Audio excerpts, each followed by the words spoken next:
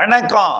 செல்வகுமாரின் நீண்டகால வானிலை ஆய்வறிக்கை. அதிகாரப்பூர்வ வானிலை அறிக்கைக்கு இந்திய வானிலை ஆராய்ச்சித்துறை அறிக்கையை பார்க்கவும். 2026 ஆகஸ்ட் 2 ஞாயிற்றுக்கிழமை அதிகாலை நிலவர வானிலை பதிவு.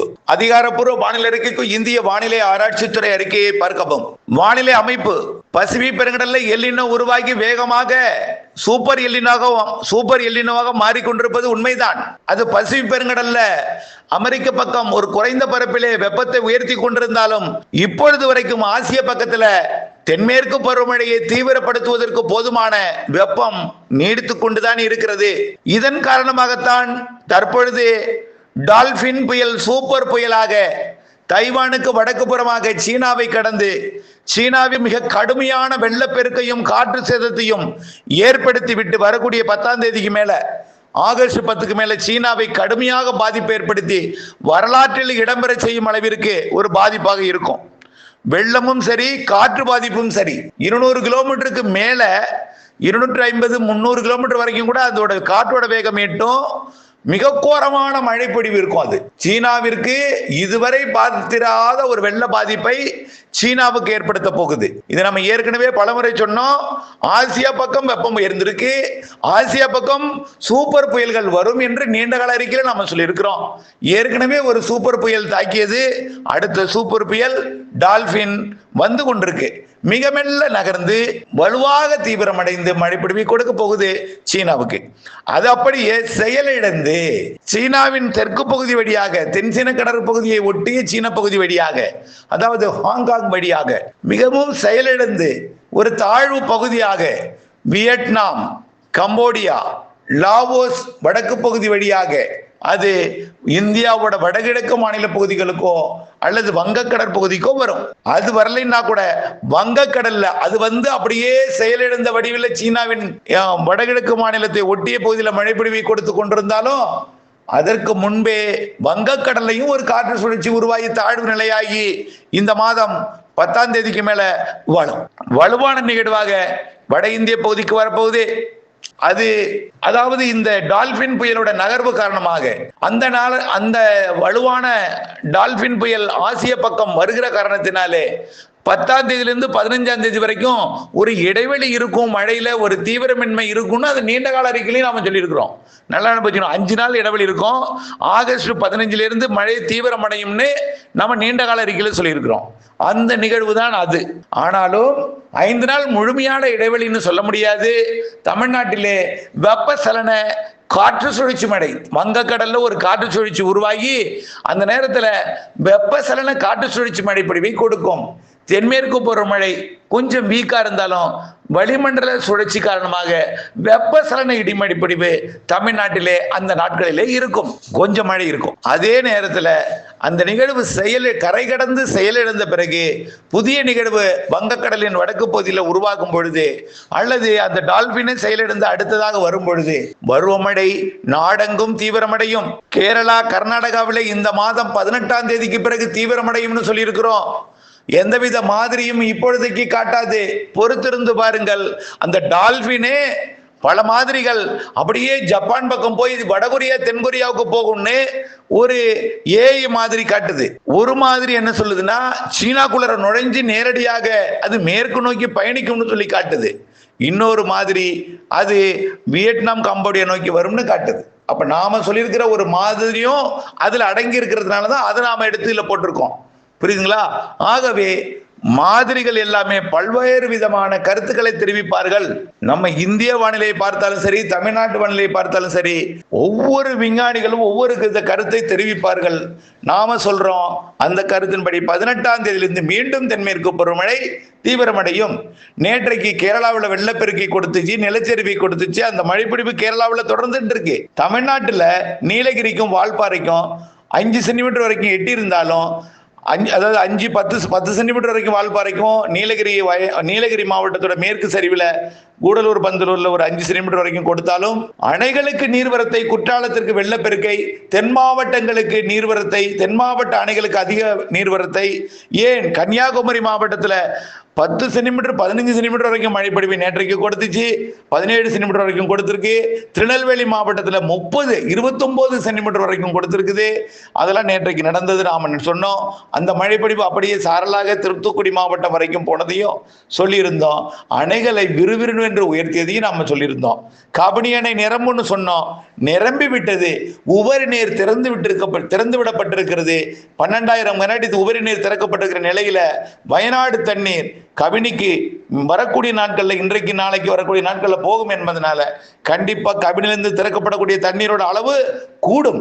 பில்லூர் அணைக்கட்டு பகுதிக்கு மேற்கே, அதாவது நீலகிரி மாவட்டத்தோட தெற்கு சரிவு, அட்டப்பாடி பகுதி, அதாவது அட்டப்பாடிக்கு வடமேற்கே, பில்லூர் அணைக்கு மேற்கே, கேரள எல்லையோரத்தில் பெய்த மழை பில்லூர் அணைக்கட்டு பகுதிக்கு 8,000 கனஅடி தண்ணீரை கொடுத்து கொண்டிருக்கு. 8,000 கனஅடி பில்லூர் அணைக்குள்ள தண்ணி வருது. 8,060 கனஅடி தண்ணீர் பில்லூர் அணையிலிருந்து திறக்கப்பட்டிருக்கிறது நாம சொல்லியிருந்தோம். இதுல என்னன்னா பாத்தீங்கன்னா கொஞ்சம் குழம்பலா வருங்க. அதாவது பவானி சாகர் நோக்கி பில்லூரில் திறக்கப்பட்ட தண்ணீர் கடுமையாக ஒரு சேறு சகதியா வரும். காரணம் என்னன்னா, கொஞ்சம் அதை சுத்தம் செய்யும் விதமாக அடிமதகை 2 அடிமதகை திறந்து விட்டுருக்காங்க, ஒரு 8 இன்ச்சு. ஆகவே மேல உள்ள கதவும் திறந்திருக்கு, கீழே திறந்திருக்கு. கொஞ்சம் சேறு சகதியா வந்தாலும் 8,000 கனஅடி தண்ணீர் போய் கொண்டிருக்கிறது பவானி சாகரை நோக்கி.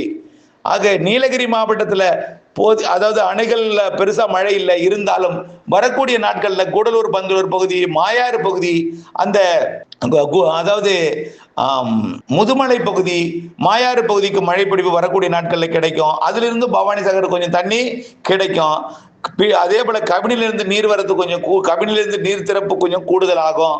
தமிழ்நாட்டை பொறுத்த வரைக்கும் வெப்பசலன காற்று சுழற்சி மழை இந்த வாரம் முழுவதுமே 12ஆம் தேதி வரை இருக்கும். 8ஆம் தேதி வரை வலுவாக இருக்கும்.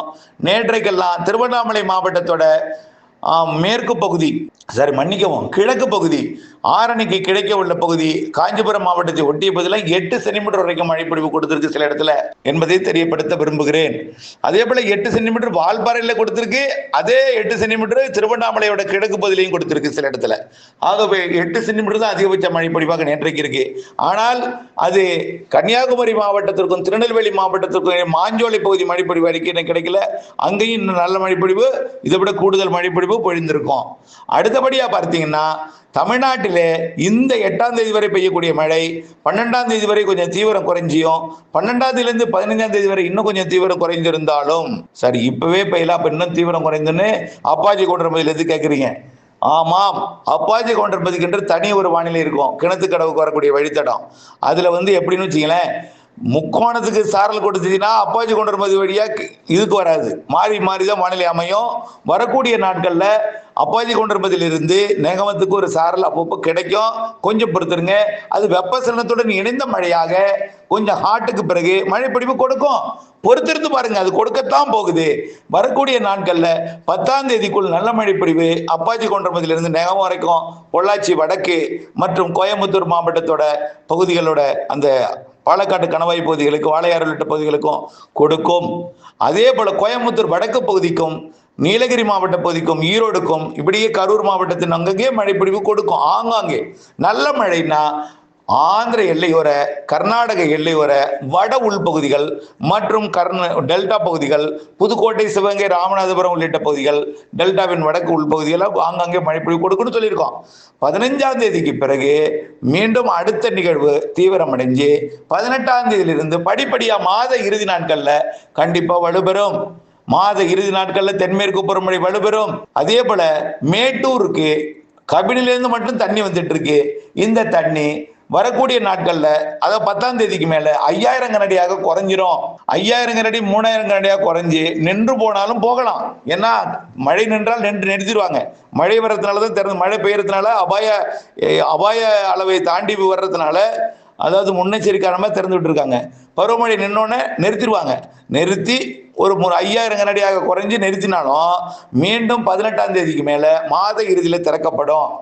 அப்புறம் எப்ப கேஆர்எஸ் நிரம்போ, கேஆர்எஸ்க்கு இன்னும் 28 டிஎம்சி தண்ணி தேவை நிரம்புறதுக்கு. ஹேரங்கி அணை நிரம்பி இருக்கு. ஹேமாவதி அணை பாதி நிரம்பியிருக்கு. ஹேரங்கில இருந்து 10,000 கனடியும் வருது. ஹேமாவதி நிரம்பினோடனே அதுல இருந்து தண்ணி வரும், குடகு தண்ணியும் வருது. ஆக 2 டிஎம்சி தண்ணி கேஆர்எஸ்க்கு வருது. குறைஞ்சபட்சம் 1 டிஎம்சி ஆகுது தொடர்ந்து வந்துட்டே இருக்கும். இந்த வரக்கூடிய இந்த மாதம் ஆகஸ்ட் மாதம் 30 நாள்ல 31 நாள்ல கண்டிப்பா இந்த பற்றாக்குறையா இருக்கக்கூடிய 30 டிஎம்சியையும் நிரப்பிடும். அதாவது தினம் 1 டிஎம்சி வந்தா கூட 30 டிஎம்சி இந்த மாத இறுதிக்குள்ள நிரப்பிடும். மாத இறுதியில கர்நாடகாவின் கேஆர்எஸ் திறக்கப்படும், கபினியும் திறக்கப்படும். ஆகவே அதிலிருந்து தொடர்ந்து மேட்டூருக்கு நீர்வரத்து கூடி ஆகஸ்ட்ல மேட்டூர் மன்னிக்கவும், செப்டம்பர்ல மேட்டூர் செப்டம்பர் முதல் வாரத்துல, நான் சொல்றது அதிகபட்ச தாமதம் சொல்றேன், 100 அடியை தாண்டும். செப்டம்பர் முதல் வாரத்துல, செப்டம்பர் இறுதிக்குள்ள மேட்டூர் நிரம்பும். கண்டிப்பா 100 அடியை கண்டிப்பா தாண்டிடும். திறக்கக்கூடிய அளவிற்கு போதுமான தண்ணீரை கொடுக்கும் அளவில் தண்ணீர் வரத்து இருக்கும். செப்டம்பர் இறுதியில பலத்த மழை பிடிப்பு தமிழ்நாட்டிலும் சரி, கர்நாடகாவிலும், தென்னிந்தியா முழுவதும், ஆந்திர பிரதேச அருகே நிகழ்வு வந்து தெலுங்கானா ஆந்திர பிரதேசத்துக்கு வெள்ள பாதிப்பை ஏற்படுத்தி, கர்நாடகா கோவாவிற்கு வெள்ள பாதிப்பை ஏற்படுத்தி, கேரளாவிற்கும் தென்மேற்கு பருவக்காற்றை கேரளா வழியாக தமிழ்நாட்டின் மேற்கு தொடர்ச்சி மலை வழியாக தென்மேற்கு பருவக்காற்றை ஊடுருவ செய்து மேற்கு தொடர்ச்சி மலை மற்றும் கேரளாவிற்கு மீண்டும் ஒரு நிலச்சரிவு எச்சரிக்கை செப்டம்பரிலே காத்திருக்கு. ஆகஸ்ட் இறுதியிலையும் மீண்டும் ஒரு நிலச்சரிவு காத்திருக்குது கேரளாவிற்கு. செப்டம்பர்ல கடும் எச்சரிக்கையாக இருக்கிறது. கடும் எச்சரிக்கை இருக்கு செப்டம்பருக்கு. செப்டம்பர்ல என்ன சார் எல்லாரும் எல் நினோங்கிறாங்க, மழை பெய்யாதுங்கிறாங்க, பருவமழையே முடிஞ்சு போச்சு இனிமே பெய்யாதுங்கிறாங்க. நீங்க மட்டும் சொல்றீங்கன்னா பொறுத்திருந்து பாருங்க, தயவுசெய்து பொறுத்திருந்து பாருங்க கொஞ்சம். அதுக்காக அதனால நாம நினைக்கும் பொழுது அது பெய்யாது, எல்லாம் சேர்த்து பெய்யணும் சொன்னமா, நீங்க நினைக்கும் பொழுது பெய்யல. ஒரே நாள்ல சேர்த்து ஒரே நாள்ல தென் மாவட்ட அணைகளை கிடுகிடுன்னு உயர்த்திச்சு. கபினி நிரம்பும்னு யாராவது சொன்னாங்களா? கபினி என்று குறிப்பிட்டு கபினி நிரம்பும் தேதியை குறிப்பிட்டிருந்தேன். நிரம்பி விட்டது. நேற்றைக்கு உபரிநீர் திறந்துட்டு இருக்காங்க. அதே போலதான் கேஆர்எஸ் நிரம்பும் நாள் ஆகஸ்ட் இறுதின்னு அப்பன்னு சொல்லிட்டு இருக்கேன். அப்ப அது நிரம்பிய பிறகு தண்ணீர் திறக்கப்படும் இங்கேன்னு சொல்லிட்டு இருக்கேன். அதிகபட்ச தாமதம்னு தான் நான் சொல்லிட்டு இருக்கேன். ஆகஸ்ட் இறுதி, புரியுதுங்களா? அதிகபட்ச நாள் தான் சொல்லிட்டு இருக்கேன். அதுக்கு முன்னாடியே ஆகஸ்ட் மாத 25ஆம் தேதி 26ஆம் தேதி வாக்குல கூட கேஆர்எஸ் நிரம்பதுக்கு வாய்ப்பு இருக்கு. அதுக்கு அடுத்தபடியா பார்த்தீங்கன்னா செப்டம்பர்ல மேட்டூருக்கு கிடுகிடுவென தண்ணீரை கொடுத்து உயர்த்தும். கண்டிப்பா செப்டம்பர்ல மேட்டூரை நிரப்பும். பொறுத்திருந்து பாருங்க. கர்நாடகா கேரளாவில் வெள்ள ஆபத்து இருக்கிறது செப்டம்பர். அதை விட கூடுதல் எச்சரிக்கை என்னன்னா அக்டோபர் முன் 15 தேதி உச்சபட்ச தென்மேற்கு பருவமழை தமிழ்நாட்டை ஒட்டிய ஆந்திர பிரதேசத்துல காற்று சுழற்சி அமைந்து தமிழ்நாடு மற்றும் அதனை ஒட்டியுள்ள கர்நாடகா, தமிழ்நாட்டின் வடகடலோரம் வடவுள் பகுதியெல்லாம் தென்மேற்கு பருவமழை காலத்துல வடகிழக்கு பருவமழை பெரிய மழை பொழிய போகுது. மேற்கு தொடர்ச்சி மலையிலையும் தென்மேற்கு பருவமழை இறுதி கட்டத்துல இறுதி 15 நாள் உச்சபட்ச மழை பொழிவை கொடுக்கும். அதே போலதான் கர்நாடகா, கேரளா, கோவாவிற்கும் தென் மாநிலங்களுக்கான மழை தாமதமடையும். பின்மழை தென்மேற்கு பருவமழை பின்மழைன்னு சொல்லிட்டே இருக்கோம். தயவுசெய்து புரிஞ்சுக்கிங்க. அதனால நீங்க வேதனையோ கஷ்டமோ படாதீங்க. எல்லினோ சூப்பர் எல்லினோ ஆகுது, அது ஒரு பக்கம் இருக்கட்டும். அது அமெரிக்க பக்கம், அது ஆசிய பக்கமும் வெப்பம் இருக்கிற காரணத்தினாலே அது படிப்படியாக ஆசிய பக்கத்துல வெப்பம் குறைந்து தென்சின கடல் வெப்பம் இருந்துட்டே இருக்கும். அங்கிருந்து நிகழ்வு வரும். தென்சின கடல் வெப்பமும் குறைந்த பிறகு தாய்லாந்து வளைகுடாவிற்கு மேற்கே உள்ள இந்திய பெருங்கடல் பகுதி, வடக்கு இந்திய பெருங்கடல், வங்கக்கடல், அரபிக்கடல் மற்றும் நிலநடுக்கோட்டு இந்திய பெருங்கடல்லாம் வெப்பம் தொடர்ந்து இருக்கும் என்பதனால வடகிழக்கு பருவமழை நிகழ்வுகள் எம்ஜேஓலாம் தொடர்ந்து இந்திய பெருங்கடல் பகுதியிலேயே இருந்து கொண்டு கண்டிப்பாக சிறு நிகழ்வும் அதிக மழைப்பிடிப்பை வடகிழக்கு பருவமழை காலத்துல கொடுக்கும் சொல்லிட்டு இருக்கோம். அக்டோபர் 18 வடகிழக்கு பருவமழை தொடங்கி அதுக்கு முன்னாடி இறுதி கட்டமா தென்மேற்கு பருவமழை வடகிழக்கு பருவமழை போல பெய்துவிட்டு அக்டோபர் 18 வடகிழக்கு பருவமழையாக மாறி சிறு நிகழ்வும் வலுத்த மழைப்பிடிப்பை கொடுக்கும். அணைகளுக்கு நீர்வரத்தை கொடுக்கும். உள்ளணைகள்லாம் கண்டிப்பா நிரம்பும். கடலோர மாவட்டங்களுக்கு அச்சுறுத்து மழை இருக்கு. ஏரி குளங்களை நிரப்பு மழை இருக்கு. கண்டிப்பா ஏரி குளங்களை அகலப்படுத்தணும், ஆழப்படுத்தணும், கரைகளை வலுப்படுத்தணும். காரணம் எல்னினோ சூப்பர் எல்னினோ அடுத்த ஆண்டு கோடைக்கு வெப்பத்தை கூடுதல் கொடுப்பது உறுதி. அது அடுத்த ஆண்டு கோடையில வெப்பத்தை கூடுதலாக கொடுப்பது உறுதி, அனல் காற்றை கொடுப்பது உறுதி. ஆனால் அடுத்த ஆண்டு தென்மேற்கு வடகிழக்கு பருவமழை எந்த பிரச்சனையும் இருப்பதாக தெரியவில்லை. இருந்த போதிலும் ஜனவரி மாதம் கடல் வெப்பம் எப்படி இருக்கிறது, நீரோட்டங்களின் திசை எப்படி இருக்கிறது என்பதை வைத்தான் நம்ம தீர்மானிக்க முடியும் என்பது தவிர 2026 தென்மேற்கு வடகிழக்கு பிரச்சனை இல்லை. இறுதி கட்டமாக இருக்கும். செப்டம்பர் அக்டோபர்ல வலுத்த பலத்த தென்மேற்கு இருக்கும்னு ஏற்கனவே நீண்ட காலமா சொல்லிட்டே இருக்கோம். அதே போல ஆகஸ்ட்லயும் இருக்கும், இறுதியிலையும் 15 தேதி 18 தேதிக்கு மேல நம்ம சொல்லிட்டே இருக்கோம். செப்டம்பர் அக்டோபர் இறுதிக்கட்ட தென்மேற்கு பருவமழை 45 நாள் வலுத்து இருக்குன்னு சொல்லிட்டு இருக்கோம். வடகிழக்கு பருவமழை அக்டோபர் 18 இருந்து தொடக்கத்திலிருந்தே வலுவாக இருக்கும், சிறு நிகழ்வும் வலுவாக இருக்கும். அக்டோபர் இறுதி 12 நாளை விட நவம்பர் டிசம்பர் மிக அதிகமாக இருக்கும். தென் மாவட்டங்கள், டெல்டா மாவட்டங்கள், தென் மாவட்ட மேற்கு தொடர்ச்சி மலைக்கெல்லாம் அதிகமா இருக்கு. இலங்கைக்கும் அப்படித்தான் இருக்கு. வடகிழக்கு பருவமழை கொஞ்சம் கூடுதல் மழை தான் இலங்கைக்கும் தமிழ்நாட்டுக்கும் நிகழ்வுகள் காலமாக இருக்கும் என்பதை தெரியப்படுத்த விரும்புகிறேன். சரி, வேதாரண்யம் பகுதிக்கு இந்த ஆண்டு இப்போ மழைப்பொழிவு கொடுக்குமா? நான் கண்டிப்பா வரக்கூடிய நாட்கள்ல 10ஆம் தேதிக்குள்ள ஒரு மழைப்பொழிவாவது குறைந்தபட்சம் கொடுக்கும். ஆனால் டெல்டாவின் பிற பகுதிகளில் அவ்வப்பொழுது இருந்துட்டு இருக்கோம். அடிக்கடி பெய்யக்கூடிய மழை இந்த வரக்கூடிய நாட்கள்ல வடகடலோரம், வடவுள் பகுதிகள், திருவண்ணாமலை உள்ளிட்ட பகுதிகள், திருப்பத்தூர், வேலூர் மாவட்ட பகுதிகள், கள்ளக்குறிச்சி, விழுப்புரம் மற்றும் சென்னை, திருவள்ளூர் வரைக்கும் உள்ள பகுதிகள் அடிக்கடி மழைப்பொழிவு கிடைக்கும். இணைந்தே இருங்கள் அப்டேட்ஸுடன். நன்றி.